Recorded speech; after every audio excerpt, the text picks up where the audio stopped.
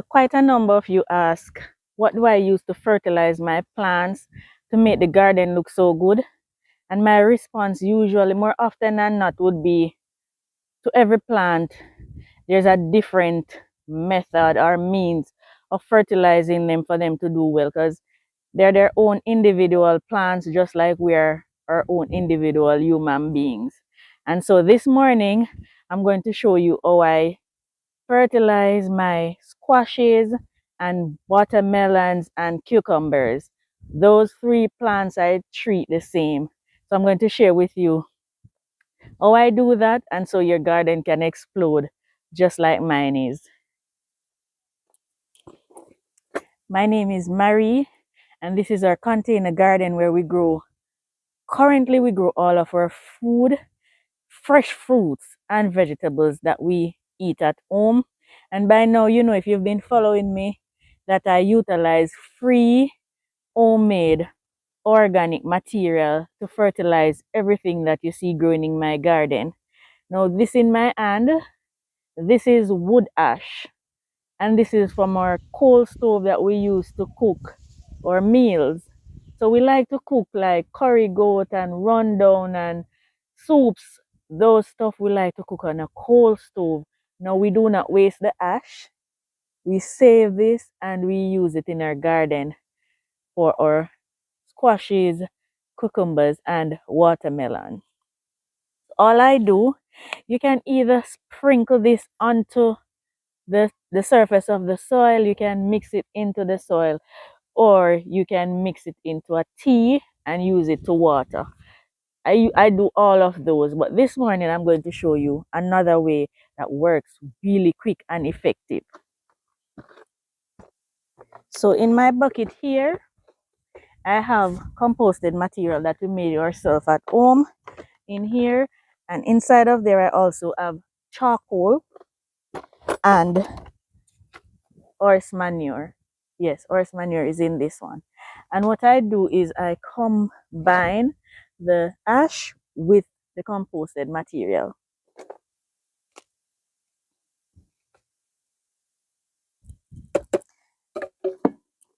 Just combine it like so.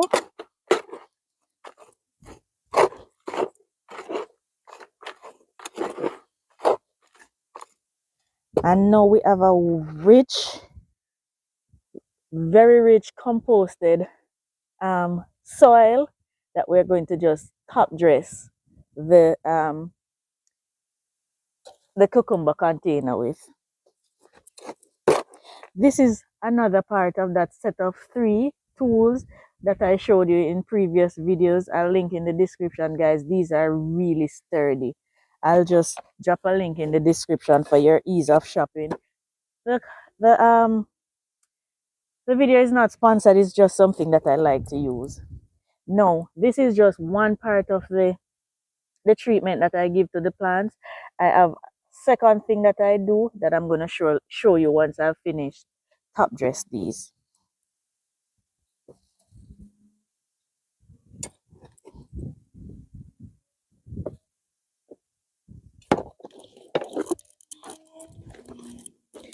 I also have a cucumber in this one, and what I did not show you is this one started fruiting. Usually I feed the cucumbers and the melon, all of them, I feed them once they start to fruit. So this one that I just top dressed, it has little fruits on it, and it has trellis all the way to the top of the trellis, and it is doing fantastic. There are plenty fruits on it, but they're really heavy feeders, so at this point I have to provide them with feeding or they won't do well. Only other way is to use that commercial fertilizer that I really do not plan on using, because I want my cucumber. They might be smaller, but I want them to be sweet and crunchy, and this is why I use the organic stuff. This is another cucumber that is flowering right in here and putting on fruits. Just give it a little.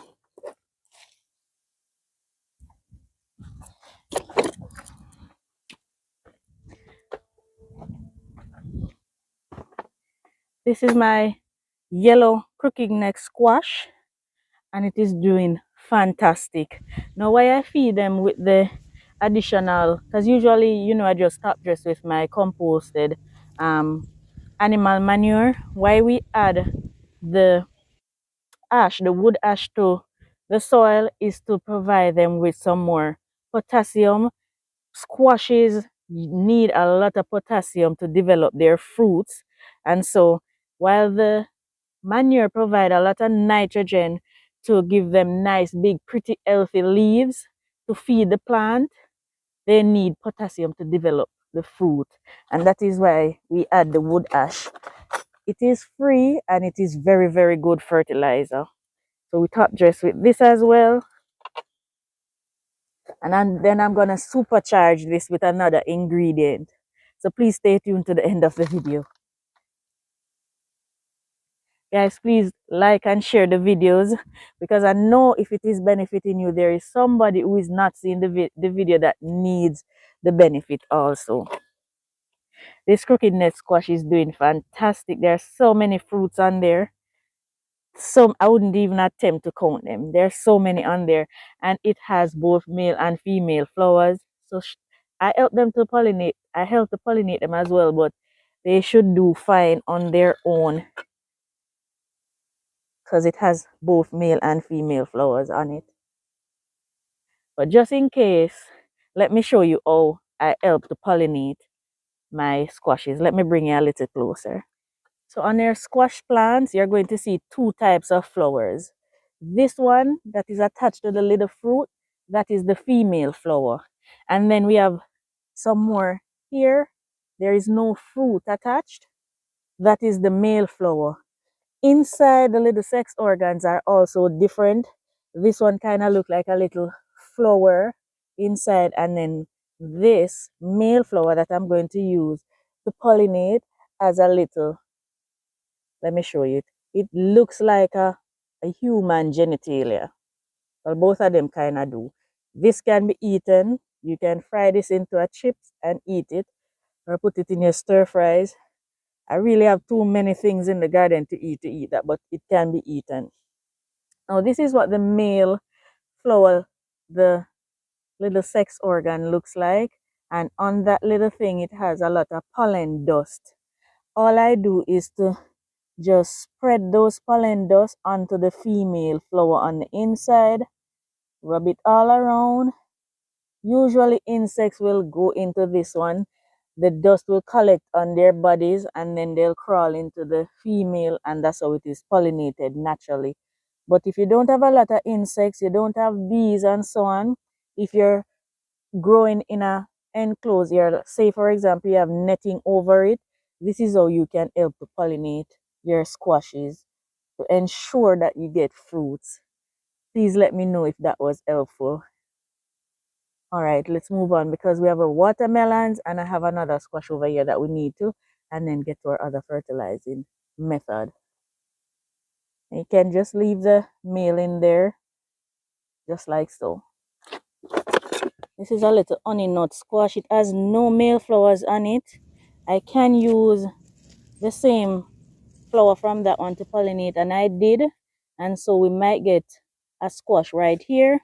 Let me give it a little fertilizer as well to help that little fruit to develop. I might get it, I might not, but it's worth a shot, and there are more coming on, so I treat it the same way. No prejudice behavior. I have one more up here. This is also fruiting, and the male flowers are very late out of the gate. I don't know why my squashes always put female flowers out first. Pollinated some, so hopefully we get some from this one as well. Let me just give it some of my composted fertilizer, just in case I get even one from it. All right, let's move on to the watermelon.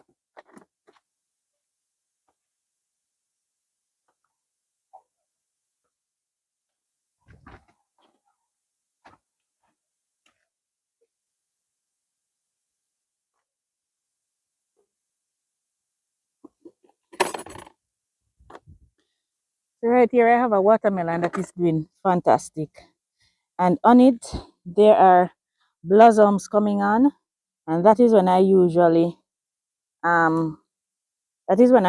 treat them, as I said to you. They're also bugs on there, so I'm gonna have to treat them for bugs as well. But there are blossoms on there, and I am seeing the first fruit appearing. So this is the time I usually feed them.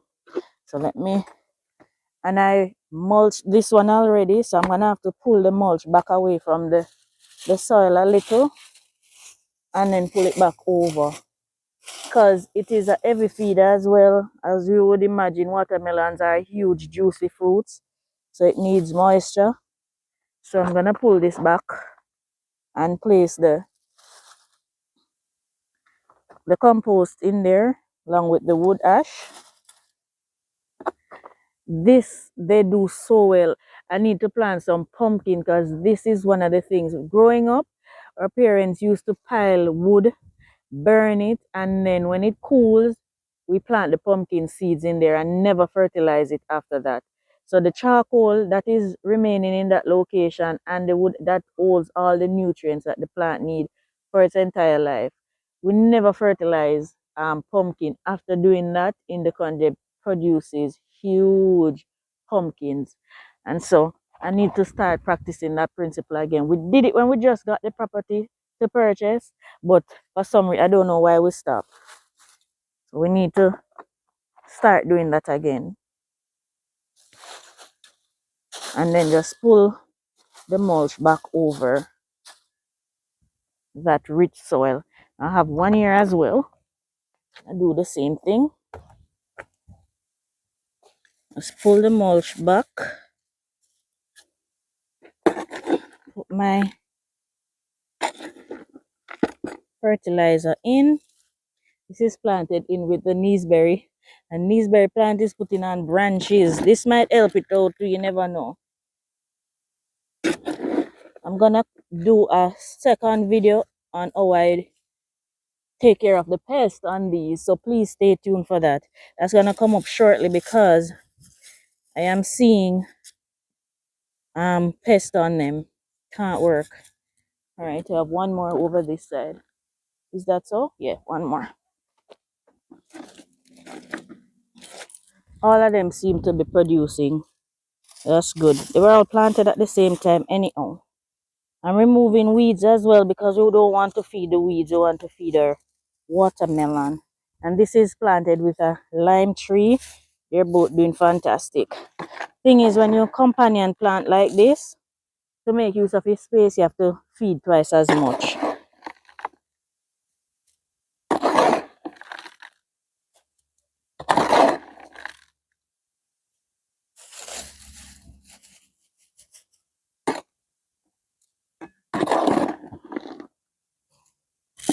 All right. I missed this cucumber and one over there as well. Might have to do some off camera. This is also producing. I'm seeing a little fruit on it. And well, two fruits. And this is the tender green cucumber. So I'm planting this for the first time. So I'm looking forward to tasting what this tastes like. How many plants in here? Two. Okay. I'm gonna have to do some more for the others as this is finished.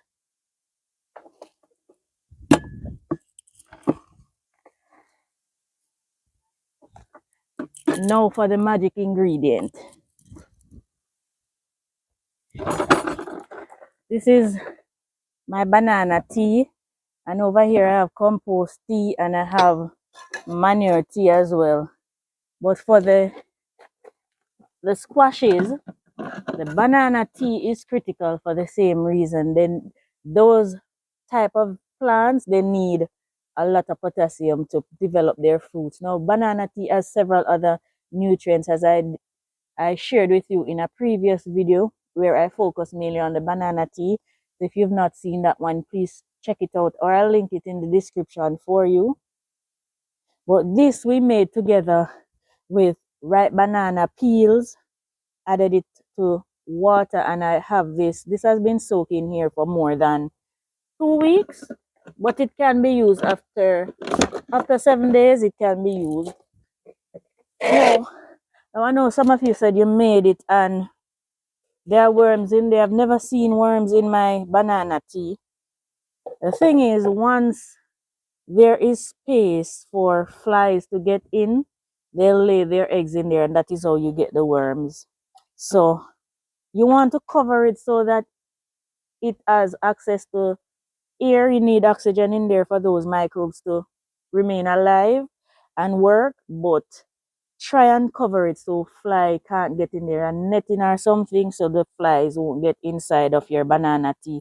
So I've never seen worms in mine, but I've seen worms in my compost bucket that is not covered. So yes, so I'll just, ideally this would have been better if I had the banana peels, but there are ripe bananas in here as well, in a net, so I don't have to strain it. But guys, I just use what I have now. I probably will get a net later on. So I'm just skimming off the water. Then I'm gonna just refill my bucket and make more.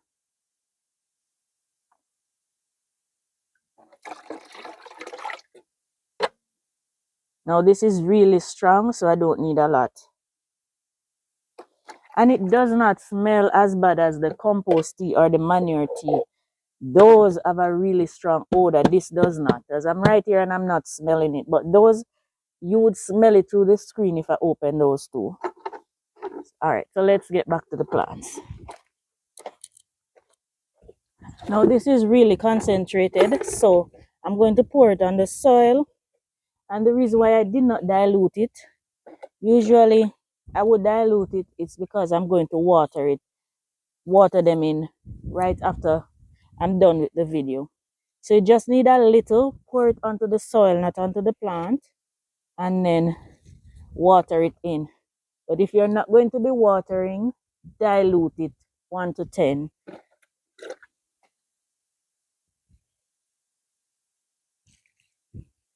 And then you just leave it and watch your plants do amazing.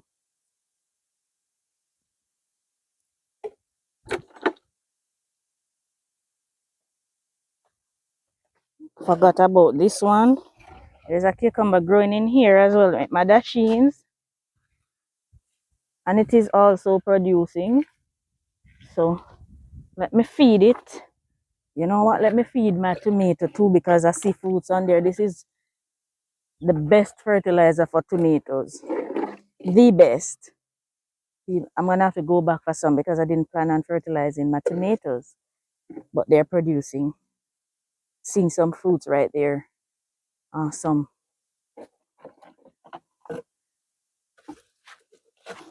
I want to tell you that this also is good for the corns too. So this one I'm going to put a little extra. I'm going to go get some more to go down to the watermelon and for the squashes up here. Beautiful.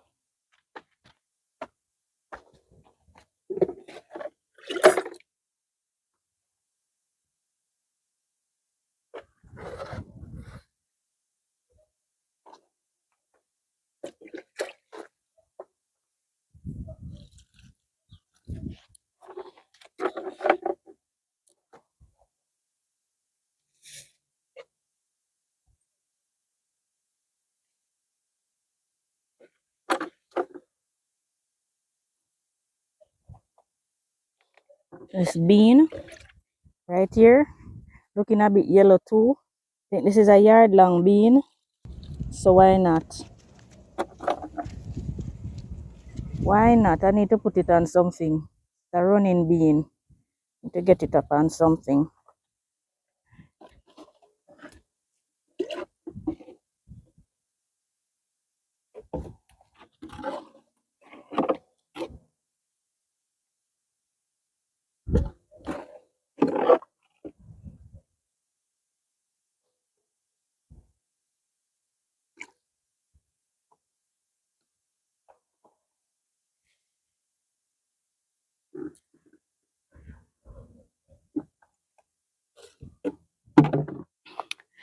Oh yes, that is how I fertilize my squashes, my cucumbers, and my watermelons for them to produce so well. And guys, in the past, I just kind of drop my hand when it come on to the vining um vegetables and fruits in the garden because one year the pest just took out everything. I just did not have the time to do proper pest control and it just broke my spirit, and so I just stopped planting them for a while.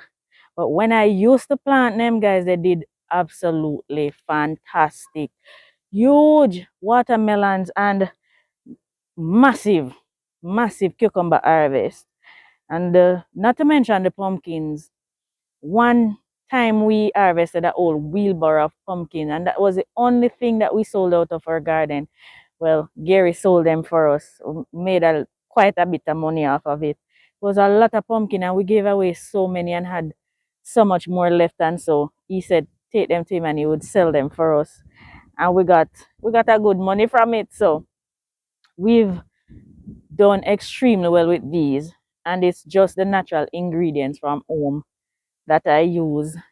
So I hope you take something from this, guys. Let me know in the comments if you learned anything. Let me know if there's anything else that you want me to talk to you about or show you to do. Let me know in the comments. Thank you so much for watching. Appreciate you always. Thank you for the tremendous support. Welcome to our new subscribers, and to our oldies, continue hanging in there with us.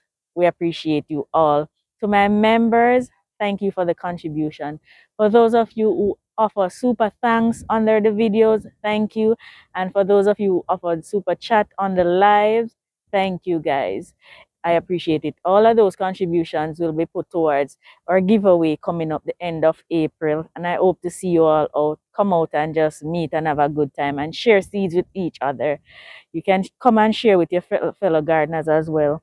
Thank you for the support. We appreciate you here at Farming on the Rocks. See you in the next one. Bye for now.